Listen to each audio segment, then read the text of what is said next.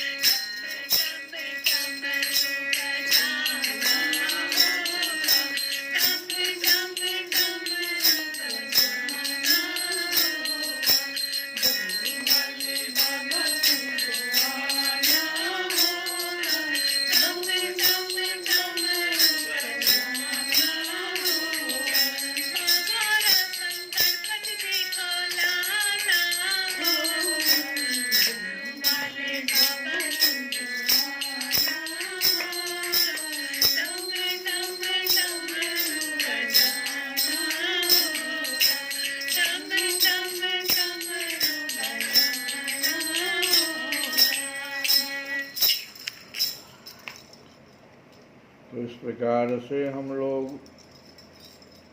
भोले बाबा की एक वंदना, एक भक्त के द्वारा गाई गई वंदना को सुने। कल हम लोग कथा में गा रहे थे कि भगवान सूत्र है कि भगवान जो है योग, जप, तप और वैराग्य से नहीं उतना प्रसन्न होते जितना कि प्रेम से प्रसन्न हो जाते हैं। मिलहि न रघुपति बिनु अनुरागा,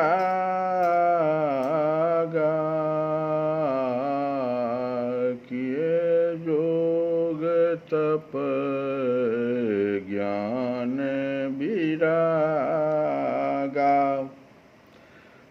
प्रेम के भूखे हैं भगवान, है प्रेम के भूखे प्रभु जी।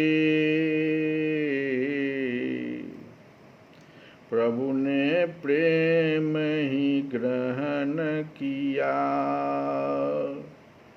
है प्रेम के भूखे प्रभु जी।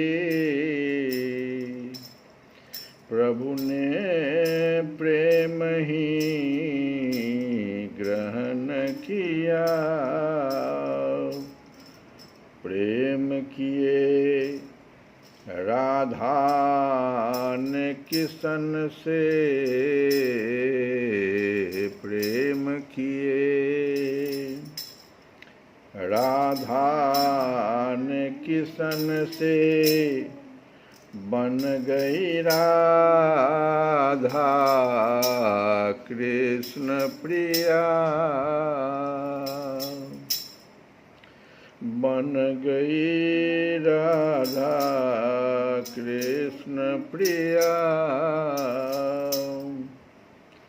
रुक्मिणी कृष्ण कोई ना बोले, कोई नहीं बोलता। रुक्मिणी कृष्ण सब बोलता, राधा कृष्ण राधा कृष्ण राधा कृष्ण राधा कृष्ण। रुक्मिणी कृष्ण कोई ना बोले, राधा कृष्ण ही नाम लिया। क्यों? है प्रेम के भूखे प्रभु जी। प्रभु ने प्रेम ही ग्रहण किया, प्रेम किया मीरा ने किशन से। नाच नाच गुण गान किया, विष का प्याला पी गई मीरा।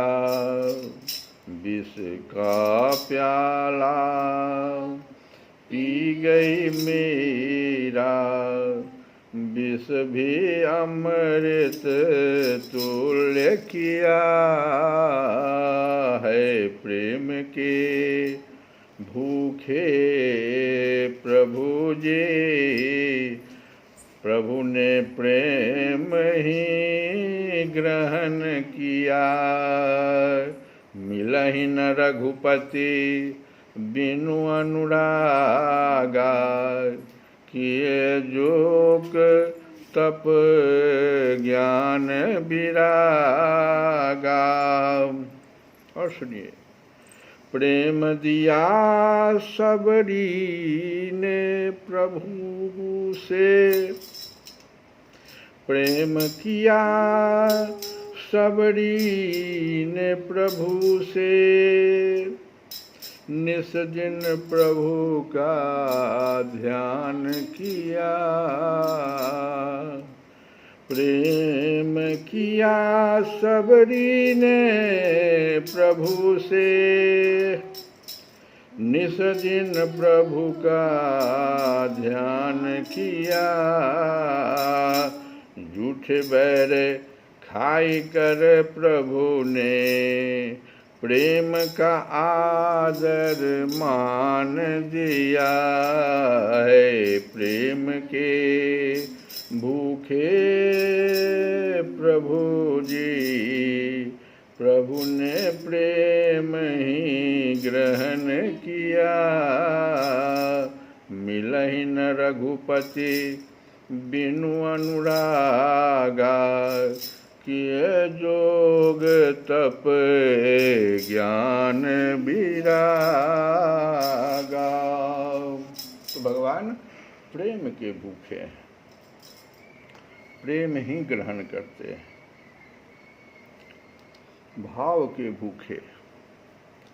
तो हम लोग कल सुने बहुलाश्व जी के यहाँ, राजा बहुलाश्व जो जनक जी भी कहलाते हैं, उनके यहाँ भगवान आए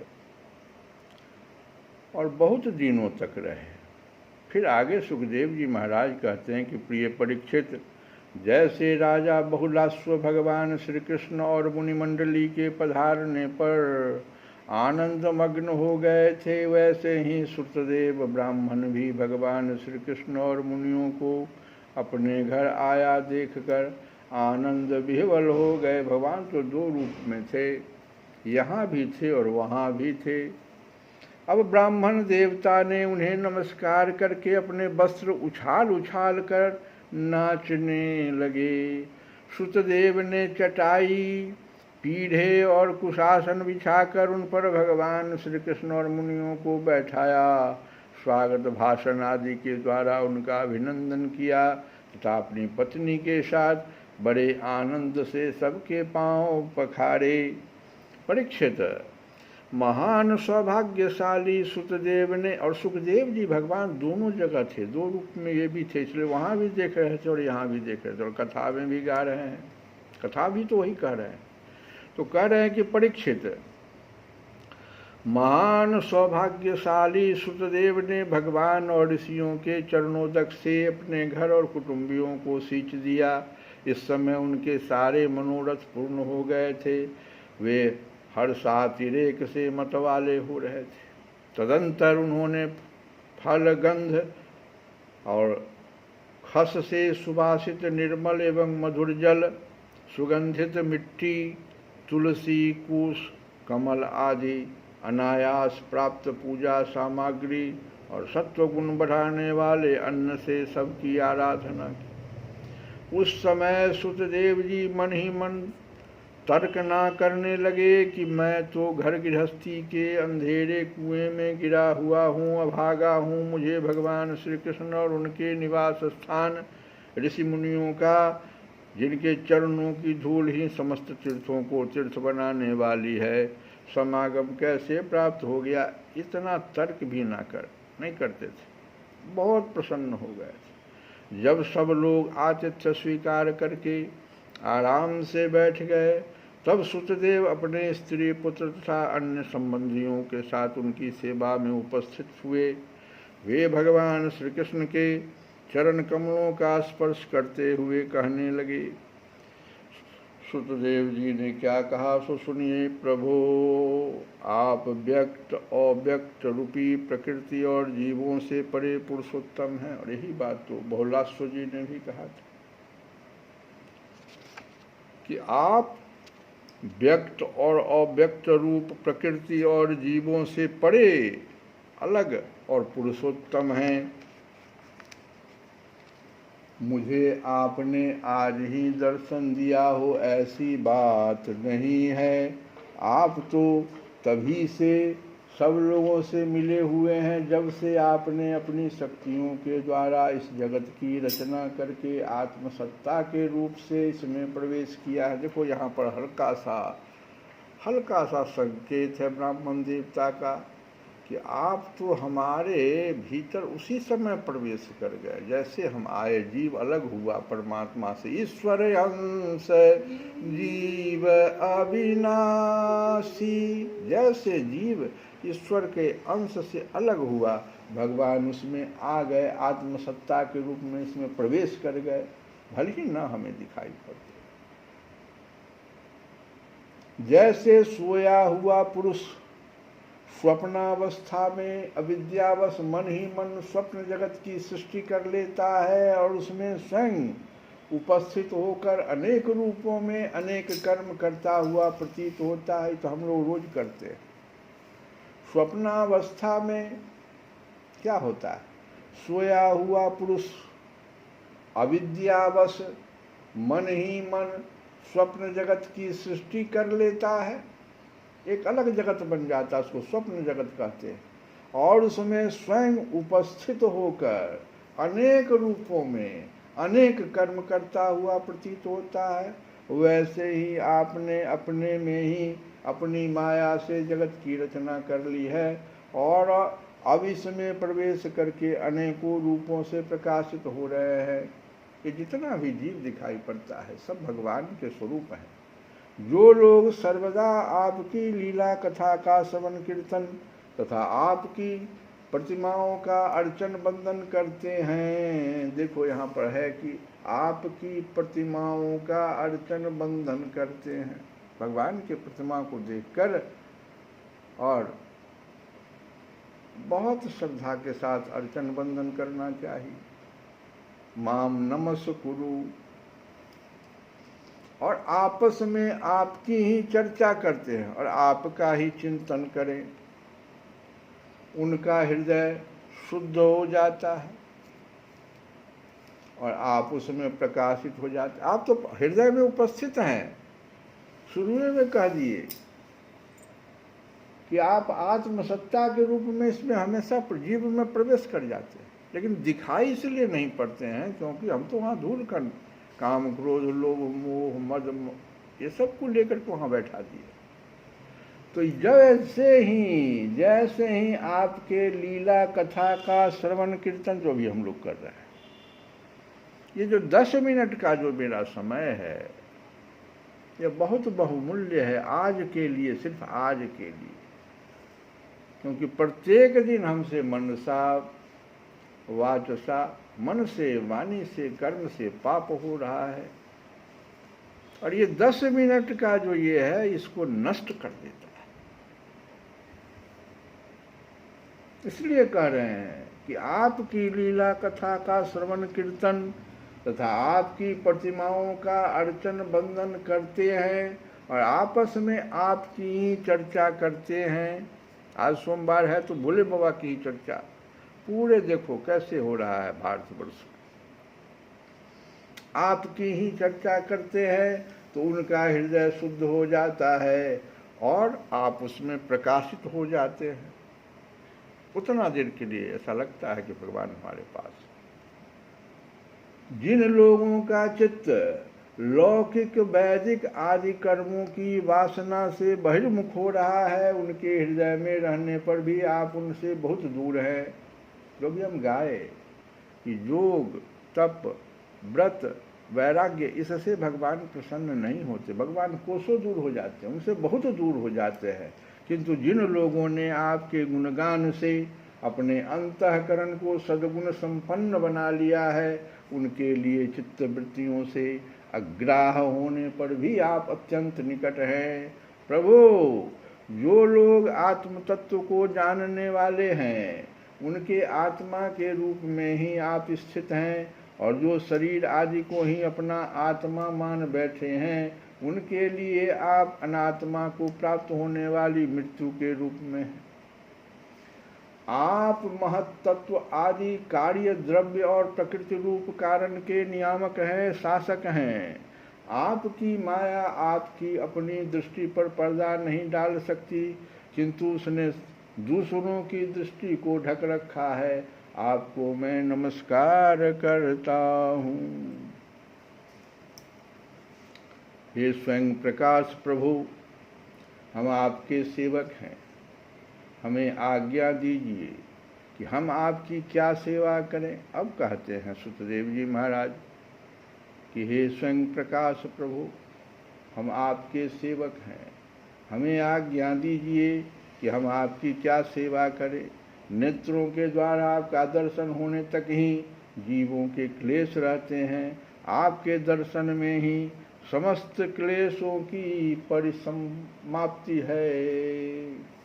इस प्रकार से स्तुति करके सुखदेव जी कहते हैं, परीक्षित, शरणागत भयहारी भगवान श्री कृष्ण ने सुतदेव की प्रार्थना सुनकर अपने हाथ से उनका हाथ पकड़ लिया और मुस्कुराते हुए भगवान क्या कहे उसको भी सुन लें हम लोग आज। भगवान श्री कृष्ण ने कहा कि प्रिय सुतदेव, ये बड़े बड़े ऋषि मुनि तुम पर अनुग्रह करने के लिए ही यहाँ पधारे हैं। ये नारद जी आए हैं, देख लो, परशुराम जी हैं, सुखदेव जी हैं, बाल व्यास जी हैं, सबको देखो, ये सब तुमको तुम्हारे ऊपर अनुग्रह करने के लिए ही यहाँ पधारे हैं। ये अपने चरण कमलों की धूल से लोगों और लोगों को पवित्र करते हुए मेरे साथ विचरण कर रहे हैं। देवता, पुण्य क्षेत्र और तीर्थ आदि तो दर्शन, स्पर्श, अर्चन आदि के द्वारा धीरे धीरे बहुत दिनों में पवित्र करते हैं। भगवान कह रहे हैं, ध्यान देना, भगवान के वचनों को बड़ी गहराई से सुनना चाहिए। देवता, बहुत लोग देवता की पूजा करते हैं, तो देवता जो हैं, पुण्य क्षेत्र कहीं हम लोग जाते हैं, हरिहर क्षेत्र वगैरह पुण्य क्षेत्र है, और तीर्थ जाते हैं हम लोग, ये सब जो हैं तो दर्शन, स्पर्श, अर्चन आदि के द्वारा तीन चीज वहाँ किया जाता है। दर्शन किया जाता है, उसका स्पर्श किया जाता है, अर्चन किया जाता है, लेकिन इसके द्वारा धीरे धीरे बहुत दिनों में पवित्र करते हैं। बहुत समय लगता है, हो सकता है एक जिंदगी आपकी बीत जाए करते करते, परंतु ये संत पुरुष अपनी दृष्टि से ही सबको पवित्र कर देते हैं। यही नहीं, देवता आदि में जो पवित्र करने की शक्ति है वह भी उन्हें संतों की दृष्टि से ही प्राप्त होती है। यह भी देखो सूत्र दे दिया भगवान कि देवता लोग जो पवित्र करते हैं उनमें जो यह शक्ति है पवित्र करने की, वह भी इन्हीं संतों की दृष्टि से प्राप्त होती है। वे भी ललायित रहते हैं इन संतों के दर्शन के लिए। एक बार हमारे तरफ ये संत देख ले।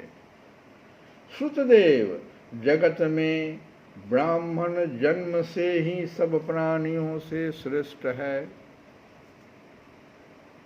यदि वह तपस्या, विद्या, संतोष और मेरी उपासना, मेरी भक्ति से युक्त हो, ब्राह्मण में 4 गुण देखना चाहिए।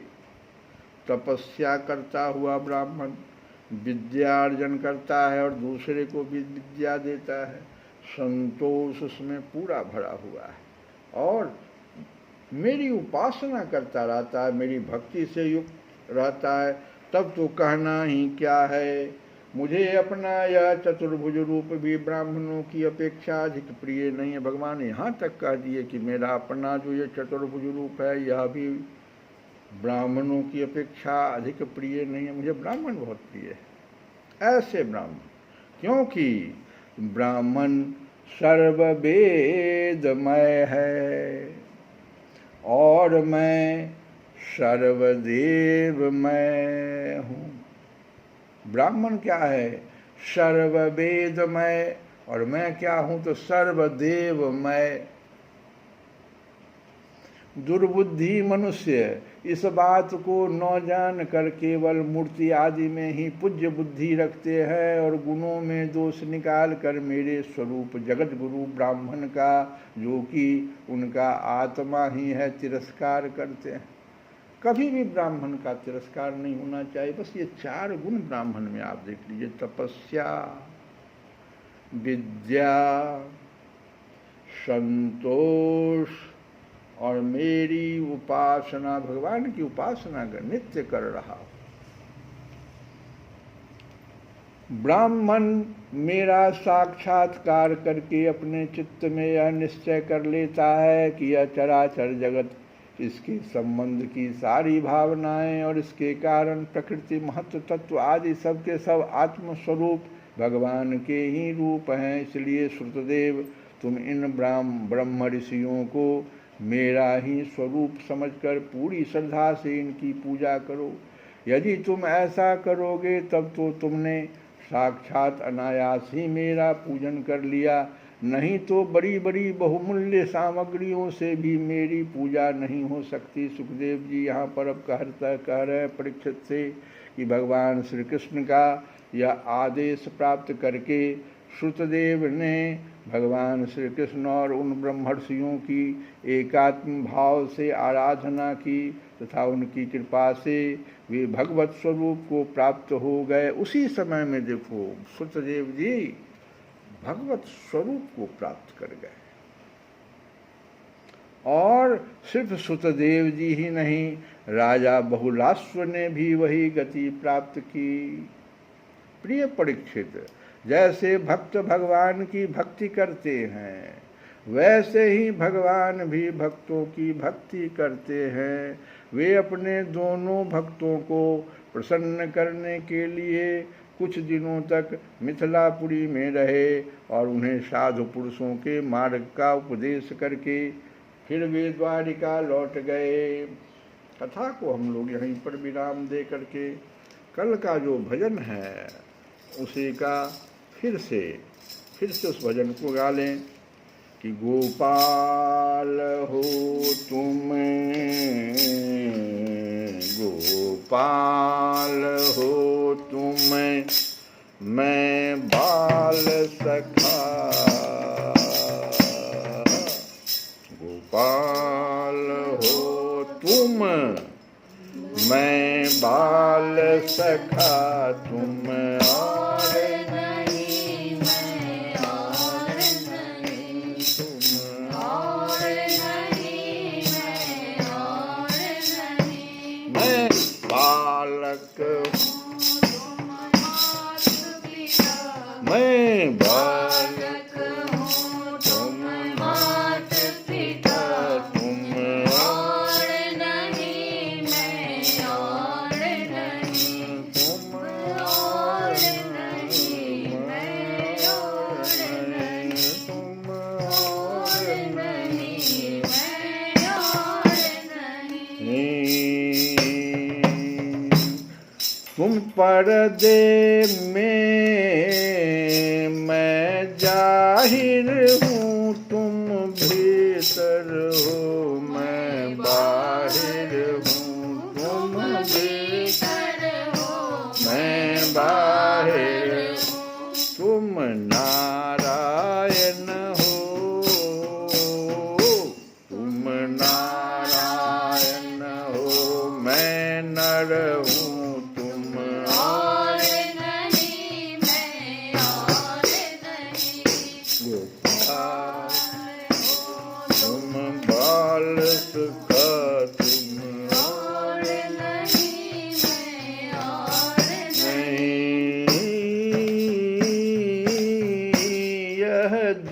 का भेद मिटा डालो। ये दो का भेद जो है, क्या दो का भेद कि तुम गोपाल हो और मैं बाल सका, नहीं, ये दो हो गए। नहीं, ऐसा नहीं करो।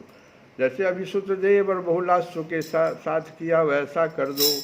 यह द्वि का भेद मिटा प्यारे, अब देर है क्या आजा प्यारे, अब देर है क्या आजा प्यारे। श्री राम जय राम, जय जय राम, श्री राम जय राम, जय जय राम, श्री राम जय राम, जय जय राम, श्री राम जय राम, जय जय राम, श्री राम जय राम, जय जय राम। ओ श्री राम जय राम, जय जय राम, ओ श्री राम जय राम, जय जय राम, श्री राम जय राम, जय जय राम। ओ द्वि का भेद मिटा प्यारे, अब देर है क्या आजा प्यारे, अब देर है क्या आजा प्यारे। दास को, इस दास को दरस दिखा प्यारे, तुम और नहीं मैं और नहीं, इस दास को दरस दिखा प्यारे, तुम और नहीं मैं और नहीं, तुम और नहीं मैं और नहीं, तुम और नहीं मैं और नहीं। श्री कृष्ण गोविंद हरे मुरारे, हे नाम